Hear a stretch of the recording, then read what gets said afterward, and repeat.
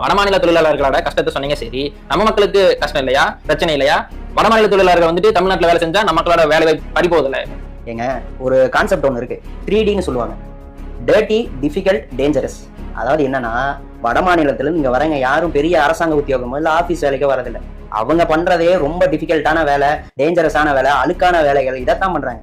நீங்க சொல்றீங்கல்ல, வட மாநிலத்தவர் இங்க வரதுனால திருப்பூர்ன்ட்டு இல்ல தமிழ்நாட்டுல இருக்க தொழிலாளர்களோட வேலை பாதிக்கணும். அது முற்றிலும் போய்ங்க. தொழிலாளர்களோட வேலை பாதிக்கப்பட்டுச்சுன்னா, இப்போ நான் வேலை செஞ்ச திருப்பூர்ல தொழிலாளர்கள், தமிழ் தொழிலாளர்கள் பாதிக்கப்பட்டாங்க தான். ஆனா அது வட மாநில தொழிலாளர்களால கிடையாது. அவங்க செய்யற வேலைகள் வேற, தமிழ் தொழிலாளர்கள் செய்யற வேலை வேற. ஆனா உண்மை பாதிக்கப்பட்டாங்க. இது நடந்துச்சு 2021, 22 நூல் விலையேற்றம், பருத்தி விலையேற்றம் நீங்க கேள்விப்பட்டிருப்பீங்க. நீங்க அந்த சரௌண்டிங்ல இருந்திருந்தீங்கன்னா கேள்விப்பட்டிருப்பீங்க. அந்த டைம்ல நூல் விலையேற்றம், பருத்தி விலையேற்றம் நடந்ததுக்கு முக்கிய காரணம் கவர்மெண்ட், வடமாநில தொழிலாளர் கிடையாது. அந்த சம்பவத்துல 2022 நான் வேலை செஞ்சுட்டு இருந்ததே ஒரு பெரிய கம்பெனி தான். அந்த கம்பெனியே வேலை இல்லாம எங்களை சம்பளத்தோட நிறைய நாள் வீட்டுல இருக்க சொன்னாங்க. வீட்டுல இருந்துட்டு சம்பளத்தோட வீட்டுல இருந்தோம். இந்த அவ்வளவு பெரிய கம்பெனியா அதை சந்திச்சுது. வேலை இல்லாம, ப்ரொடக்ஷன் இல்லாம இதை சந்திச்சுது. அந்த டைம்ல சின்ன சின்ன கம்பெனி எல்லாம் பாதி கம்பெனிங்க தொழிலை விட்டே வெளில போயிட்டாங்க.